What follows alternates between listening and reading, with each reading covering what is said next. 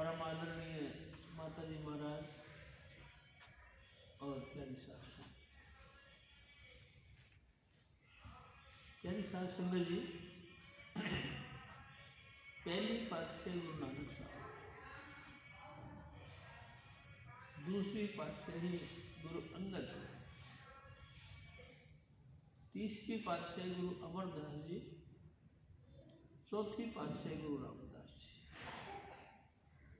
ये गुरु रामदास जी महाराज की वाणी है। प्यारी साध संगत जी, हजूर स्वामी जी महाराज हमारे बताया करते थे कि ये वो हस्ती है जो सबसे नीचे के दर्जे से चली और टॉप पर पहुंची। आप देखो, जब इन्होंने जन्म लिया, कुछ ही दिनों बाद में इनकी माता का चलाना हो गया और माता के चलाना होने के कुछ ही दिनों बाद इनके पिताजी गुजर गए। प्यारी साध संगत जी, यतीम हो गए। कोई बहन भाई नहीं, कोई माँ प्यो नहीं, कोई रिश्तेदार नातेदार नहीं। अड़ोसियों पड़ोसियों ने इस लड़के की परवरिश करी। जब दूर के कोई रिश्तेदार थे, उनको पता लगा तो वो पहुँचे और इस लड़के को लेके आ गए। उन्होंने फिर बाकी परवरिश उन्होंने करी। प्यारी साध संगत जी, स्वामी जी महाराज ये भी बताया करते थे कि बहुत छोटी उम्र थी, इनके रिश्तेदार इनको घूंगरी यानी कि गेहूँ उबाल के इनको दिया करते थे। जा बच्चों बेच के टोकरी में डाल के दिया करते। और ये छोटी उम्र में ही उस टोकरी को लेके गली गली और घर घर की तरफ आवाजें मारते हुए जाया करते। यानी साध संगत जी, इस तरह से इन्होंने बचपन बिताया। एक दफ़ा स्वामी जी महाराज ने फिर पूछा, एक दफ़ा इसी पीरियड में यानी कि अपने टोकरी रखकर घूंगरी बेचा करते थे कि संजोग से वहाँ उस साइड में निकल गए जहाँ गुरु अमरदास जी महाराज का सत्संग था। प्यारी साध संगत जी, इन्होंने देखा कि यहाँ बहुत पब्लिक आती है और इस मकान में घुस जाती है,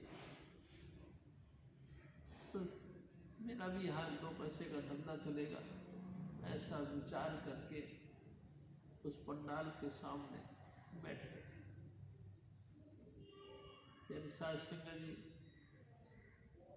जब सत्संग खत्म हुआ तो पब्लिक निकली, तो इसका 2 पैसे का धंधा रोजगार चला। यही सिलसिला रोज रोज चलता रहा। एक दिन इनके ख्याल आया कि इस मकान में ऐसा क्या है जो इतने लोग घुस जाते, देखूं तो सही। और गए, टोकरी के ऊपर कपड़ा डाल दिया और आप अंदर घुस गए तो देख के हैरान हो गए। वो बड़े बड़े आदमी, वो प्रतिष्ठित आदमी जिनसे मिलने के लिए लोग टाइम ढूंढा करते हैं, वो सारे के सारे वहाँ मिल के और उस मकान के अंदर सफाई कर रहे थे। कोई पानी भर भर के लेके आ रहा था, तो कोई झाड़ू से उसको धुलाई कर रहा था। प्यारी साध संगत, जब धुलाई हो गई तो फिर पंखा लेके उसको झलकने लगा, कोई पोछा मारने लगा। जब सब सूख गया तो उस पर सुंदर सुंदर दरिया बिछाई गई। दरियों के ऊपर सफ़ेद जो है चादर बिछाई गई। और जब सफ़ेद चादर बिछा के तैयार हो गया तो साध संगत उस पर विराजमान हो गई। यानी साध संगत जी, साध संगत जब उस पर विराजमान हो गई तो उन्होंने देखा एक अति वृद्ध व्यक्ति, खूब बुजुर्ग व्यक्ति आए। जैसे वो आए तो सब उनके अदब के लिए खड़े हो गए। प्यारी साध संगत जी, वो आसन पर विराजमान हो गए तो सभी साथ संगत भी विराजमान हो गए। ये देख के कौतुक देख देख के इनको बड़ा आश्चर्य और इनको बहुत अच्छा लगा। हजूर स्वामी जी महाराज फिर कहा करते थे, उस बुजुर्ग का नाम अमरदास जी महाराज था। आसन पर विराजमान होकर उन्होंने जो वाणियां करी, यानी कि बातचीत करना शुरू किया, यानी साथ संगत जी उनकी जबान से ऐसा लगता था कि हमारा दर्द निकल गया, हमारी जो है कमजोरियां, हमारा जो है विशेषताएं, हमारा ये दर्द जो कि होठों पर अभी आया नहीं, हमने महसूस भी नहीं किया था, वही हमारे दिल का दर्द वो बखान करने लगे। इन बातों को सुनकर बहुतों का दिल पसीज गया, बहुत तो रो पड़े, बहुत खुशी के मारे झूम पड़े, कोई हंसे कोई रोए, हालत बड़ा विचित्र हो। लेकिन सबका दिल पसीज गया और गुरु अमरदास जी महाराज की वाणियाँ सुन सुन के रामदास जी महाराज भी ये सोचने लगे कि गुरु महाराज किसी और की बात नहीं, मेरी बात करते हैं। प्यारी साध संगत जी, उसके बाद सत्संग समाप्त हुआ, लंगर का काम चला और सभी प्रसाद देकर गुरु चरणों में नमस्कार करके चले गए। प्यारी साध संगत जी, ये तमाम बातें उनको बहुत ही अच्छी लगी। अब तो उनका रोज का रोटेशन बन गया और धीरे धीरे गुरु महाराज से इतना प्रेम हुआ कि उन्होंने सब कुछ छोड़ दिया और गुरु महाराज की संगत में रहकर दिन रात 24 घंटे घटिया बढ़िया नीच ऊंच सब प्रकार की सेवा करने लगे और हर तरीके से जो है साध संगत में एक प्रमुख स्थान पा लिया। यानी साध संगत जब समय आया, इन्होंने दीक्षा ली और दीक्षा लेने के बाद जैसे भी इनको फुर्सत मिलती थी 24 घंटे भजन में लीन रहते थे और साध संगत की सेवा करते थे। इस तरीके से वक्त बीतता गया। यानी साध संगत जी और ये सिरमौर हो गए। एक दिन हजूर स्वामी जी महाराज ने एक और बात कही कि गुरु महाराज की लड़की शादी हो गई तो उसकी शादी के लिए वर ढूंढने लगे और कई तरीके से उन्होंने खोजबीन करी, लेकिन कोई लड़का समझ में नहीं आया। एक दिन वो कहते हैं, गुरु महाराज अपनी धर्मपत्नी से कहते हैं कि आखिर तुमको कैसा वर चाहिए अपनी लड़की के लिए, थोड़ा बताओ तो सही। तो उन्होंने कहा कि लड़का ऐसा होना चाहिए जो बहुत श्रद्धा भाव रखता हो। कैसा? ऐसा जैसे कि रामदास। अच्छा, फिर कहते हैं भजन बंदगी में इतना मुकम्मल होना चाहिए, इतना कि जैसे कि रामदास। अच्छा, सेवा में ऐसा होना चाहिए जैसे रामदास और खूबसूरत ऐसा होना चाहिए जैसे रामदास। अनेक अनेक प्रकार के गुण बखान कर करके उनकी तारीफ करने लगे। तो गुरु महाराज ने कहा फिर रामदास जैसा तो परमात्मा ने रामदास ही बनाया। समाज बरादरी के साथ मिलकर गुरु महाराज ने अपनी लड़की की इनके साथ शादी कर दी। अब ये घर के दामाद बन गए। यानी साध संगत जी फिर भी इन्होंने कभी भी गुरु भाव में कोई फर्क नहीं आने दिया। हालांकि ये दामाद थे, लेकिन फिर भी ये दामाद न बनकर अपने आप को गुरु शिष्य ही बनाते मानते और उसी तरह से सेवा करते रहे जैसे कि पहले। एक दिन हजूर स्वामी जी महाराज ने एक और बात की। गुरु महाराज की उम्र जब 125 साल की हो गई तो इनके इर्द गिर्द जो इनके रिश्तेदार नातेदार खास व्यक्ति खूब इकट्ठा होने लगे और गुरु महाराज ने समझ लिया ये गद्दी पाने के लिए इकट्ठे हो गए। एक दिन गुरु महाराज ने हुक्म दिया सबको, भाई सब तुम जितने भी हो चबूतरे बनाओ। सब ने चबूतरे बनाए। चबूतरे जब कंप्लीट हो गए तो गुरु महाराज आए देखने के लिए। देखा ऐसे सरसरी निगाह से और कहा कि सारे गलते तोड़ दो, दोबारा बनाओ। यानी शासक ने फिर तोड़ दिया, फिर बना दिया गया। कई दफ़ा बनाया, कई दफ़ा तोड़वाया। एक दिन कहने लगे ये जगह ही ठीक नहीं, यहाँ से मिट्टी ढो के उधर ले चलो और वहाँ बनाओ। कई दफ़ा मिट्टी उठा के यहाँ से वहाँ, वहाँ से वहाँ पहुँचाएगी। स्वामी जी महाराज कहा करते थे कि 72 दफ़ा चबूतरे बनवाए और 72 दफ़ा तोड़वाए। सब भाग गए। सबके दिमाग में एक ही बात आया कि बताओ चबूतरे बनाने में क्या तुक है जी।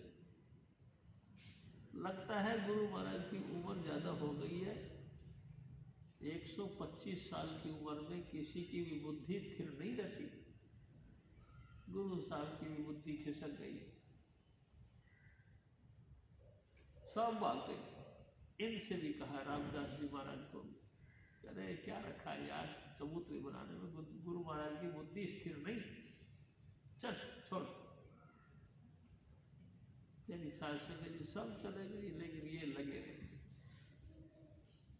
कई दिनों बाद गुरु महाराज ने फिर ख्याल किया कि चबूतरे बन गए होंगे, आए देखने के लिए तो देखा तो सब गायब। एक रामदास जी महाराज चबूतरा बना आए तो जैसे उन्होंने प्रणाम किया, गुरु महाराज ने सवाल किया कि बेटा और कहाँ गए। यानी शासक जी सवाल करते ही गुरु रामदास जी रो पड़े। ऐ सतगुरु, सबके अपने अपने प्यारे थे, कोई उन प्यारों के पास चले गए। बेटा फिर तू क्यों नहीं गया। एकदम डंडे की माफिक दंडवत प्रणाम करके पांव पकड़ लिया। ऐ सतगुरु जी, मेरा सिवाय आपके और कोई प्यारा नहीं, मैं कहाँ जाऊँ। जैसे भी हो ऐ सतगुरु जी, मुझे अपने चरणों में बनाए रखो। यानी शासक जी ये उसी महापुरुष की वाणी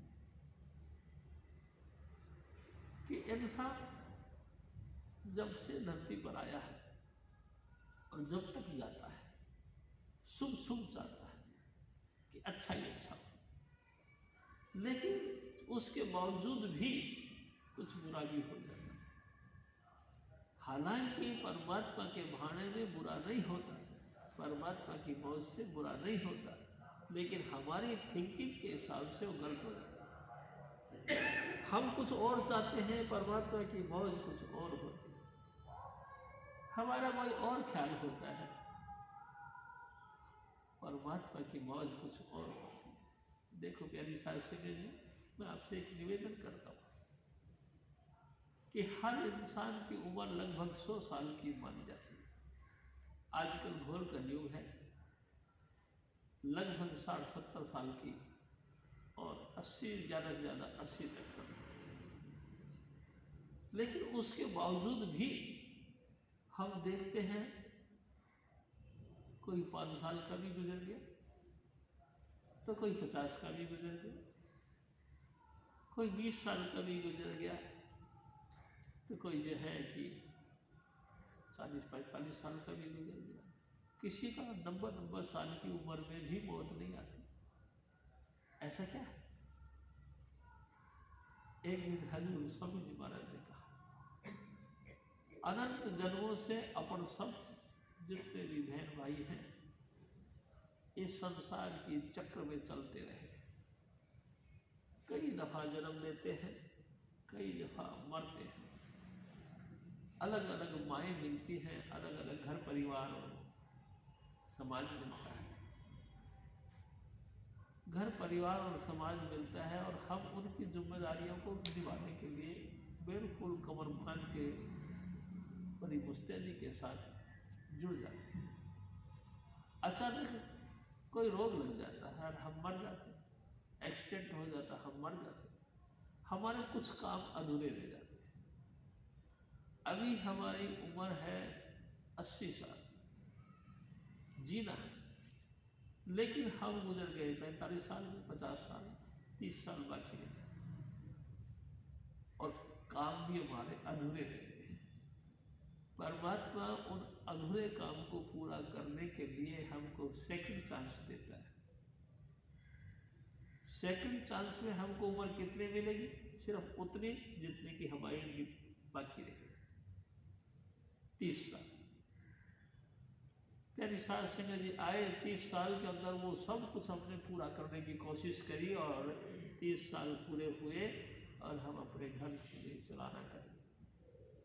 इस कंडीशन को देखकर कई शुभ काम, कई अशुभ काम जो कि वो करता है, उनको देख देख के हम बहुत आंसू बहाते हैं। हम कहते हैं वाह भगवान जी तूने क्या किया। अभी तो फूल खिला भी नहीं था कि हाथियों ने मसल डाला, ये क्या हुआ। अभी तो इस चिराग की रोशनी फैली भी नहीं थी कि तूफान ने चिराग को बुझा दिया, ये क्या हुआ। भगवान तूने बहुत गलत किया। प्यारी साध संगत जी, भगवान जी ने कोई गलत नहीं किया, हमारे विचारों ने गलत डिसीजन ले लिया। भगवान कुछ नहीं करते। मैं आपसे फिर निवेदन करूंगा, परमात्मा कुछ नहीं करता, परमात्मा सदा ही सदा दया करता है। जो भी जहां भी होता है उसके ऊपर परमेश्वर की दया चलती है। वो हम सब उस परमात्मा के, उस परम पुरुष परमात्मा के, पूर्ण धनी राधा स्वामी दयाल के संतान हैं अपन, उस पिता की संतान हैं। कोई भी व्यक्ति धरती पर हमने नहीं देखा जो अपने ही पिता होने के नाते अपने ही पुत्र का गला घोट दे, कोई नहीं। प्यारी साध संगत जी, वो दया का सागर है, सदा ही सदा दया करता है और दया करके उसके तरक्की और उसकी उत्साह के लिए तमन्ना करता है। मगर हमारी थिंकिंग कुछ और कहती है। हम उस दया को अपने विचारों के मुताबिक, अपनी भावनाओं के मुताबिक उसको ढालना चाहते हैं। इसीलिए हम समझते हैं कि उनकी करनी गलत है, हम जो कर रहे हैं वो ठीक। हम परमात्मा की हर करनी को अपनी बुद्धि के सांचे में ढालना चाहते हैं। मैं ऐसा सोच रहा था, ऐसा होना चाहिए, लेकिन ऐसा नहीं हुआ, भगवान जी ने गलत किया। प्यारी साध संगत जी, ये आप निश्चित समझो, जितना अपन जानते हैं अपन भूलने वाले हैं। अपन सबको, जितने भी बहन भाई हैं, हम सब भूलने वाले हैं, भूल जाते हैं। क्यों? क्योंकि जन्म जन्म की इसके ऊपर काई पड़ गई है। अनंत जन्मों से हमारा और परमात्मा का बिछोड़ा है। बिछोड़े के कारण से हमारी बुद्धि सठ हो गई है, यानी कठोर हो गई। हम वो तरलता, वो कोमलता, वो नम्रता नहीं जानते जो नम्रता, कोमलता और तरलता परमात्मा के अंदर विशेष गुण के रूप में विराजमान है। प्यारी साध संगत जी, हम उसी कठोरता के साथ निर्णय लेते हैं कि ये करनी ठीक नहीं है। लेकिन परमात्मा दयालु है और दयालु भी है और बख्शंद भी है, सदा ही सदा हमको माफ भी कर। प्यारी साध संगत जी, वो माफ भी करता है और दयालु भी है, अपने सीने के लगा के रखता है। लेकिन गणित हमारी, हम अपने विचारों से सोचते हैं। तो परमात्मा दयालु है, हाँ बहुत दयालु। कैसे? सदा ही सदा दयालु को। प्यारी साध संगत जी, पहला तो दयालुता का कारण यह समझ लो, वो आनंद का सागर परमात्मा, आनंद के धाम में रहने वाला परमात्मा, संपूर्ण सुखों का मूल हजूर स्वामी जी महाराज उसको क्या गर्ज थी कि इस मृत्यु लोक में आता और मलमूत्र का थैला पहनता। हमारी काया धारण जैसे अपन ने करी है, ऐसे ही परमात्मा को भी काया धारण करने की क्या दरकार थी। वो तो सर्वशक्तिमान, सर्वगुण संपन्न और संपूर्ण सुखों का धाम, उसको क्या दरकार थी भाई कि माता के कर्म के द्वारा धरती पर आता और बचपन से लेकर के होल लाइफ दुख सुख निंदा चुगली भली बुरी घटिया बढ़िया हालातों में से गुजर कर नाम के साथ लग कर नाम का भी अभ्यास करते। क्या दरकार है? वो तो आप ही नाम है, वो तो आप ही समधुन है, उसको दरकार ही कहते हैं। ये दयालुता का पहला लक्षण है कि उसने हमारी तरह इंसान बनकर मलमूत्र का थैला पहनकर हमारी तरह इस संसार में आया। प्यारी शास्त्र में दूसरी दयालुता का कारण यह है कि वो आप बड़ी मेहनत करके अपने सतगुरु की तलाश करें, बड़ा दौड़ धूप करके सतगुरु की तलाश करें, परमात्मा की याद में सारी रात जाग कर आंखों से आंसू बहाकर उसको रिझाने की कोशिश करें। ऐ परमेश्वर तू कहाँ है, तू जहाँ भी है मेरे को उसका संदेश दे, मेरे को अपने चरणों के साथ जोड़। इस तरीके से प्रार्थना कर करके उन्होंने परमात्मा की खोज की। हजूर महाराज कृपाल सिंह जी लिखते हैं कि 1917 में रावी नदी के किनारे पे बैठकर मैं सारी रात प्रार्थना करता था, क्योंकि गुरु तो मिला नहीं था, नाम तो था नहीं। हे प्रभु, पहले के वक्तों में तू भक्तों को दर्शन दिया करता था, अब क्यों नहीं देता? क्या तूने कानून बदल दिया है? और इसी तुक को बार बार बोल बोल के पूरी रात वो भीग जाते थे पसीने आंसुओं के बाद। नतीजा 1917 में उनको अंतर से एक दिव्य स्वरूप यानी कि हजूर बाबा सावन सिंह जी महाराज का गुरु स्वरूप अंतर में दिखाई दिया। उन्होंने सोचा कि ये है गुरु नानक साहब, और वो स्वरूप 7 साल तक आता रहा, 1924 तक। एक दिन व्यास नदी के किनारे घूमने गए थे, वहां जाके देखा तो दरवाजा भिड़ा हुआ था और हजूर स्वामी जी महाराज कहते हैं बाबा सावन सिंह जी महाराज रोटी खा रहे थे। हजूर महाराज कृपाल सिंह जी ने देखा है, एक बार वो झटका लग गया, ये तो वही महापुरुष है जो 7 साल से मेरे अंतर में दीदार दे रहे, यहाँ रहते हैं। चुपचाप डबुआ के आगे बैठ गए, दरवाजे के आगे बैठ गए। रोटी खाने के बाद कुड़ी करने के बहाने से जब बाबा जी महाराज ने पूरा खोला, दरवाजा खोला, पाँव से गिर गए। ऐ सतगुरु, अपने चरणों में लाने में इतनी देरी क्यों की? हजूर बाबा जी महाराज ने फरमाया, कृपाल से यही वक्त मुनासिब है। संगत जी, इस तरीके से अपने सतगुरु की खोज कर करके उनसे दीक्षा लेकर उनके हुक्म के मुताबिक रात दिन भजन कर करके शब्द मुजस्सम बन जाते हैं, शब्द में लीन हो जाते हैं। वही जब पूरी जिंदगी कमाई हुई पूंजी शिष्य को दे, ये दयालुता का दूसरा लक्षण। अगर गुरु वो कमाई हुई पूंजी ना दे तो हम अंधे, हमको सूझत कैसे हो सकती है? प्यारी शास्त्री ने हम बोल ले यानी कि बैरे, हम परमात्मा की बांगे आसमानी को कैसे सुन सकते? परमात्मा की आवाज जो कि भागवत कथा कहलाती है, हमारे अंतर कानों में लगातार धुन के रूप में उतरती है, उसको हम कैसे पकड़? प्यारी शास्त्री, ये दयालुता का जबरदस्त लक्षण है कि हजूर स्वामी जी महाराज यानी कि पूर्ण पुरुष राजा स्वामी दयाल हमारे ऊपर सदा ही सदा दया कर। हजूर महाराज फरमाते कि ऐ मेरे भाई, जहाँ भी कहीं मंगल होता है यानी शुभ होता है, यानी कि उसका भाड़ा बढ़ता जाता है, वो सदा ही सदा सुख होता है। और वो सुख सुखदायक कब होता है? जो परमात्मा का नाम जपे। जो भी कोई व्यक्ति जहाँ भी कहीं बैठकर परमात्मा का नाम जपता है, वो स्थान भी पाक पवित्र बन जाती है और वो देही भी परम पूजनीय बन जाता है, जिस देही के द्वारा नाम का जाप किया जाता है। प्यारी साध संगत जी, इसके अलावा कहीं शुभ नहीं, कहीं मंगल नहीं। सब जगह धर्मराज के दूतों का फेरा है, सब जगह काल भगवान का फेरा।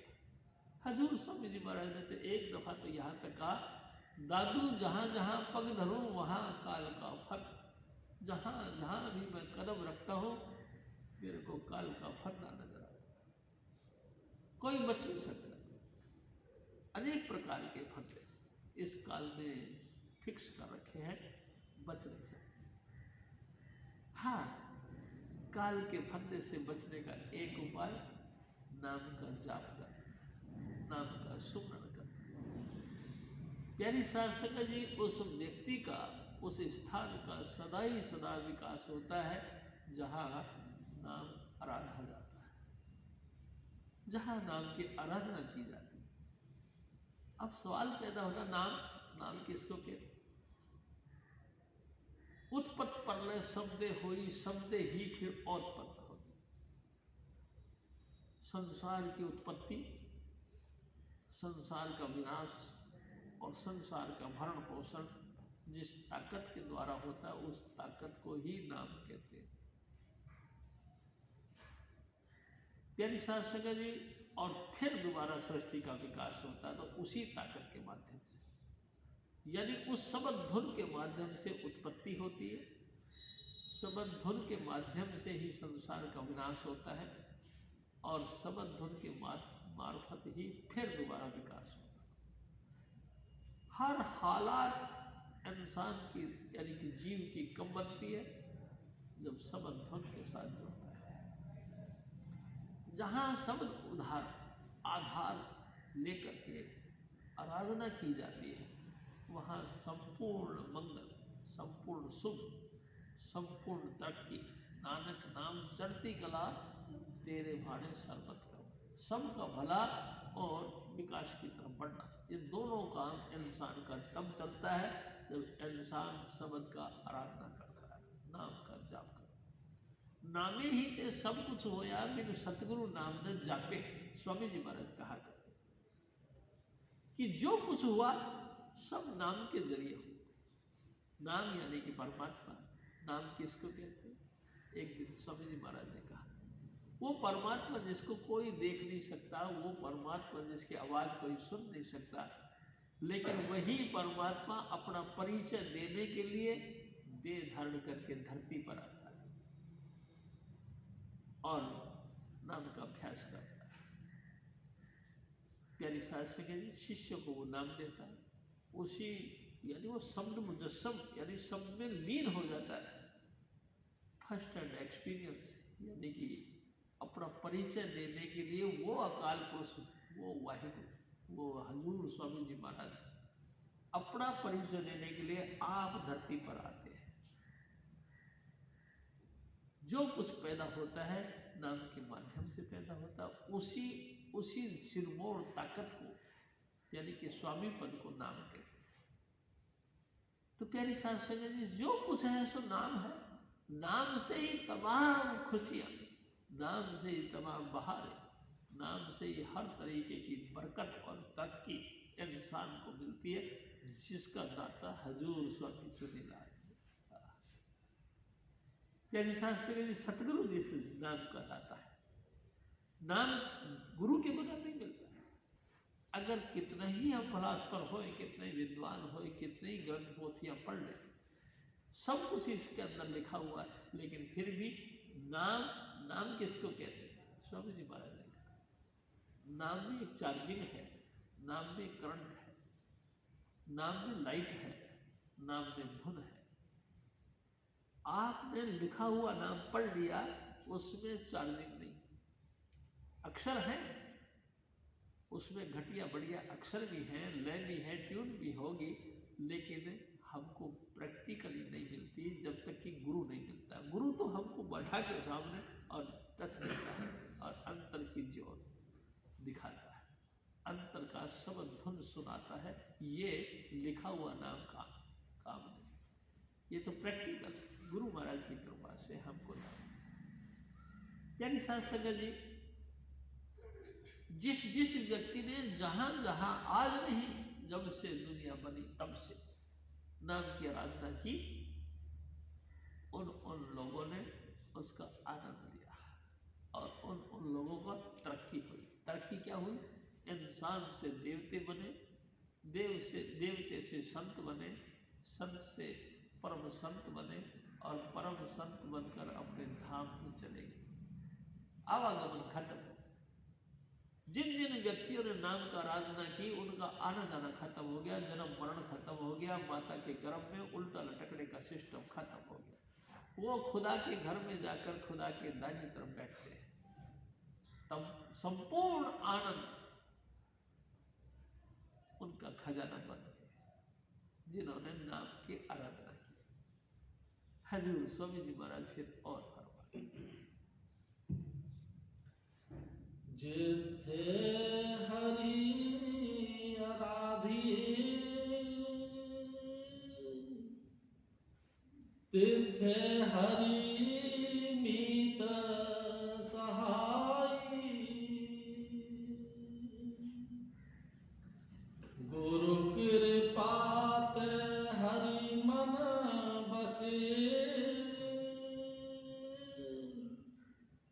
औरत बिदला न जाई।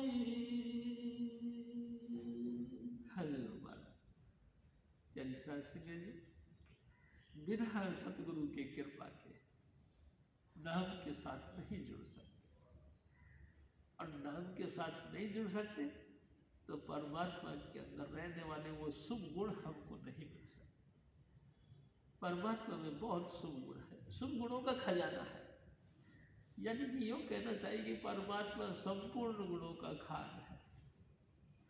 प्यारी साध संगत जी, शील, क्षमा, प्रेम, नम्रता, ये सारे गुण परमात्मा में। निंदा, चुगली, काम, क्रोध, धड़ेबंदी, ये सब अवगुण उसके अंदर है। वो आनंद का सागर परमात्मा। जिन जिन व्यक्तियों ने परमात्मा की आराधना करी उस स्थान पर सब कुछ वास कर गया, शुभ गुण वास कर गए और साथ में तरक्की भी हो। प्यारी साध संगत जी, जन्म मरण भी खत्म हो गया, आनंद का धाम बन गया।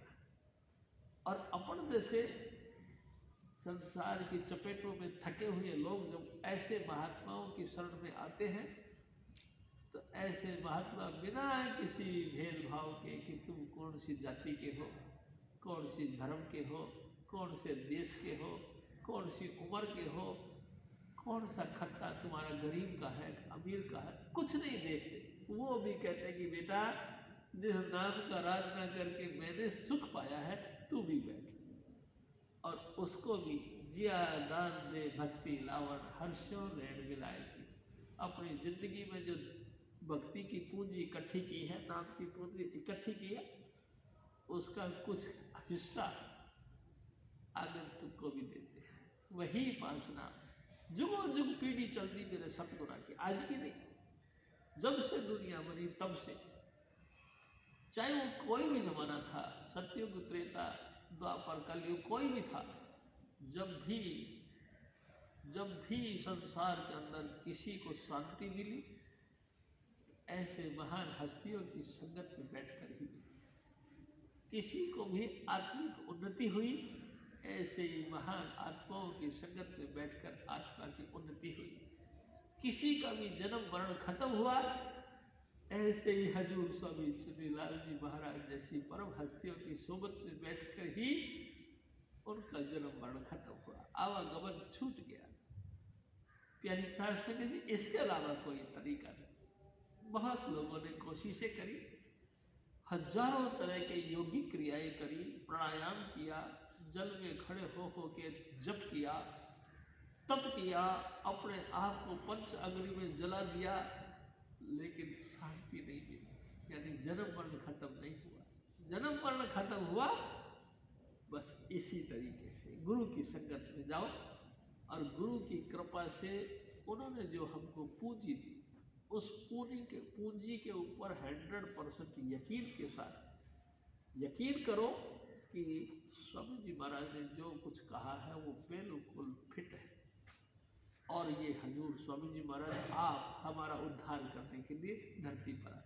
पूरा भरोसा विश्वास के साथ उनके साथ जुड़ो, और लगातार उनके उपदेश को जो बताया गया है उसकी आराधना करो। इस तरीके से ही हम सुखी हो सकते हैं, नहीं तो धरती पर सुख नहीं। जितना भी जिसको तरफ ख्याल करके देखो सब दुखी हैं, सब रोते आए हैं, रोते जी रहे हैं, और रोते रोते मर जाते हैं। चैन से कोई सुख शांति का, क्योंकि सुख तो नाम में, नाम गुरु महाराज के पास है। सुख तो नाम में है, नाम गुरु महाराज के पास है। हम चीज कहीं ढूंढे, कहीं वस्तु कहीं ढूंढत, कहीं भी नहीं आवे हैं। कहे कबीर जब पाइए बेदी लीजिए साथ, बेदी लीजिए साथ, वस्तु दई लखाए। कोट जुगन का रास्ता था, पल में दिया मुखा। प्यारी शास्त्र जी, चीज जहाँ रखी हो, स्वामी जी महाराज मजाक करके कहा करते थे, एक दफा एक अम्मा की सुई खो गई, घर में सुई खो गई, ढूंढते ढूंढते सड़क पे आ गई, और हाथ में छलना ले लिया, और सड़क की खाक छानना शुरू कर दिया। देखा देखी पूरा गांव छानने लगा। एक भले मानस ने पूछा कि अरे भाई क्या करते हो? तो मेरे को पता नहीं, उससे पूछो। करते करते अम्मा के पास पहुंचे। अरे अम्मा क्या कर रही है? अरे बेटा मेरी सुई खो गई। सुई खो? तो फिर खाक छान ली, सुई मिल जाए। कहाँ खोई अम्मा? घर पे। अरे पावड़ी, खोई सुई घर में है, खाक छानने धरती सड़क की, कैसे मिलेगा तुम? तो वस्तु कहीं ढूंढन, कहीं भी नहीं आगे हाथ। आप बताओ, चीज कहीं, चीज तो हजूर स्वामी जी महाराज के हाथ में है। हम ढूंढते हैं संसार की पत्थरों की मूर्तियों में, सर्व कर्म कांडों के अंदर, वेद शास्त्रों में, ग्रंथों पोथियों में। फिर शास्त्र जी, चीज तो हमारे अंतर में है, बिना गुरु के कोई जानकार नहीं, लेकिन हम बाहर ढूंढते हैं। ये तो एक चालाकी है काल भगवान की, कि परमात्मा ने अंतर अपने आप का स्थान बनाया और बाहर से पर्दा लगा दिया, और काल भगवान ने हमारी रूह को बाल कर्म कांडों में फंसा दिया। बहुत दिक्कत उठा के भी कहता क्या है, मैं केदारनाथ चला गया, क्या कर? अरे गुरु भगवान जी के दर्शन का क्या है? भगवान जी के दर्शन केदारनाथ में कहाँ है? हमने तो सब जगह देखा, सब जगह शिव पूजा है, कुछ भी नहीं। किसी ने कागज की पूजा करना शुरू कर दिया, तो किसी ने पत्थर की, किसी ने सोने चांदी की मूर्ति बना दी, तो किसी ने जल की। भगवान जी तो नहीं, इन चीजों में भगवान जी नहीं। भगवान जी आपके अंदर जाने का रास्ता नहीं, क्योंकि हम किसी गुरु महाराज के पास गए, किसी अनुभवी महापुरुष को मिले। अनुभवी महापुरुष ने हमको रास्ता दिया नहीं, तो हम अंतर कैसे जाए? स्वामी जी महाराज कहते हैं, घट में सूजत नहीं, नानत ऐसी जद। ऐसे शरीर का धारण करना समझ लो लानत देना की बात, क्योंकि चीज अंतर में है, फिर भी दिखते। तुलसी या संसार को भयो मोतियाबिंद, मोतियाबिंद की बीमारी मेरे को हो गई। प्यारी शास्त्र आगे छाया से आ गई, दिखाई देने लगा, बिल्कुल बंद हो गया। डॉक्टर के पास गए, उसने झट से करा ऑपरेशन, मोतियाबिंद को साफ कर दिया, अब दिखाई देने लगा। डॉक्टर विद से मेरे सतगुरु हजूर स्वामी जी महाराज, ऐसे डॉक्टर के पास हम जाए कि अंतर में आने वाले उसे पानी के बुद्धि को खत्म कर दे, बस फिर प्रकाश ही दिखाई देने लगा। हजूर महाराज फिर और फरमा, महाराज जी वो निकल गए घर से लेकर के बॉडी को, तो आप जैसे ही इजाजत हो तो वो पहुँच रहे वहाँ, तो प्यारी साहब संगत जी क्या यहीं आएंगे? हाँ जी, लेके निकल गए यहाँ से। तो जैसे भी आप सब मुनासिब समझो। तो जय कृपाल। जपो जय कृपाल जय कृपाल जय कृपाल जी। जय बाबा जय मर जय बाबा सावन जय चुनीलाल जी। जपो जय कृपाल जय कृपाल जय कृपाल जी। जय बाबा जय मर जय बाबा सावन जय चुनीलाल जी। स्वामी शिवदर तुलसी साहेब लाल जी। कभी सरोवर सतगुरु नानक करे समान जी। जपो जय कृपाल जय कृपाल जय कृपाल जी। जय बाबा जय मल जय बाबा सावन जय चुनीलाल जी। बोलो स्वामी महाराज की जय। बोलो हजूर शिव जी महाराज की। प्यारी साहब संगत जी एक खास बात कि भाई लंगर का उसके बाद में कल जाएंगे आएंगे। हाँ जी, हाँ जी। तो यहीं पर प्यारी देखो, सत्संग जी एक बात अच्छा आपसे और भी है भाई, राजकुमार जी हमारे इस मिशन के अंग हैं। उनकी धर्म पत्नी का